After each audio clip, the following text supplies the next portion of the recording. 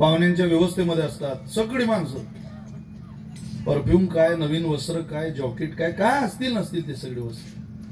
अख्ख्या मंडपात जुन्या कपड्यात एक माणूस फिरत असतो ज्याला आणलेले कपडे बदलायला सुद्धा वेळ मिळत नाही. त्याचं नाव बाप आहे. पायजामाला भाजी लागलेली, कधी भाजीची बादली उचलायची, कधी चहाचं उचलायचं, कधी भाताची वाढ हातात घ्यायची, कोणाकडे नेऊन द्यायची. आलात का, जेवलात का, कधी आलात, काय आणलंय, कोण आलंय, ताई आल्या का, पोरांना आणलंय का, हे विचारण्यामध्ये अख्खा दिवस निघून जातो. लेख बिद्या करायची वेळ येते त्यावेळेला ओवाळणी घालायचं काम चालू असतं. अक्षत, हळद, कुंकू, तिलक करून औक्षण करून लेख सासरी पाठवायची वेळ असते. त्यावेळेला सगळे हजर असतात. मामी, मामा, काकी, काकू, आत्या, सगळेच. कोणीतरी म्हणता रे त्यांना बोलवा, आता बिदेगिरीची वेळ झाली. बरं बरं. त्यांना आणायला कोण जाईल मंडपामध्ये? एखादा मित्र पाहायचा त्यांच्या बरोबरीचं, त्यांना सांगायचं काका तेवढं अण्णांना पाठवता का इकडे? बर बर. अण्णांना आणायला गेलेला तो व्यक्ती त्या मंडपात जातो, म्हणतोय अण्णा अरे लेख बिद्या करायचे 2 घास जेव्हा. तिला बिद्या करे की आपण तसं नाही चालत. 2 घास खाल्ल्याशिवाय पोरीला बिद्या कसं करायचं? पोरीच्या बापाच्या मुखात कन्यादानाच्या तृप्ती करता 2 घास तुमच्या पोटात गेले पाहिजे ना.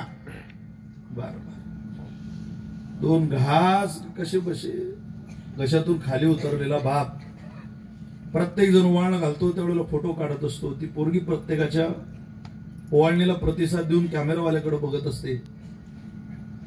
ज्यावेळेला बाप पुढे हजर होतो त्यावेळेला ती कॅमेरावाल्याकडे बघत नाही, वरती बघत नाही, हा माझा बाप आलाय.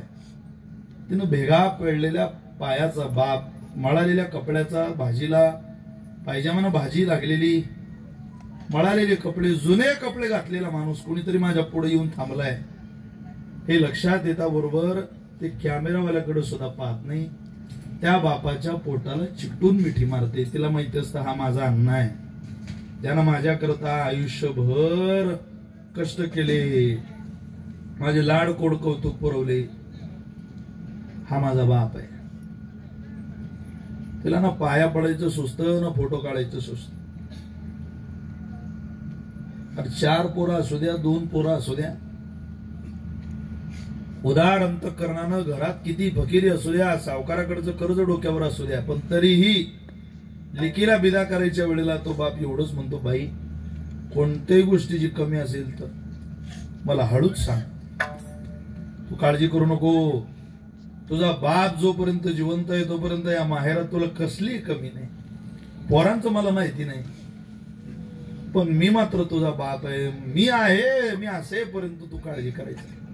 हे सांगायची दानत ज्या विचारात आहे, ज्या मुखात आहे, तो केवळ केवळ बाप आहे. मला तरी असं वाटतं बाप नावाचं, आई नावाचं दैवत माहेरातून गेलं. तुमचे भाऊ करोडपती असू द्या, तुमच्या भावाजवळ ना तुमच्या आईचं प्रेम आहे ना तुमच्या वडिलांचं प्रेम आहे. वडील काही शब्दात सांगता येत नाही, आई काही शब्दात सांगता येत नाही. त्यामुळं वडिलांच्या अस्तित्वाला सलाम करणारी सनातन वैदिक हिंदू परंपरा आहे.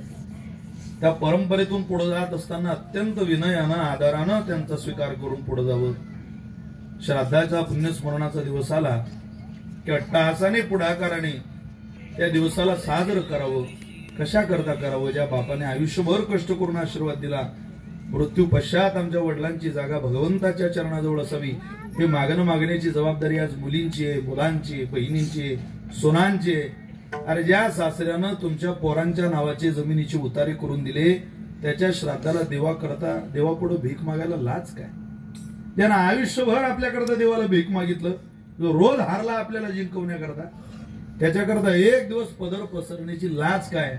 सध्या बऱ्याच घराला तो पदर पसरण्याची लाज वाटते.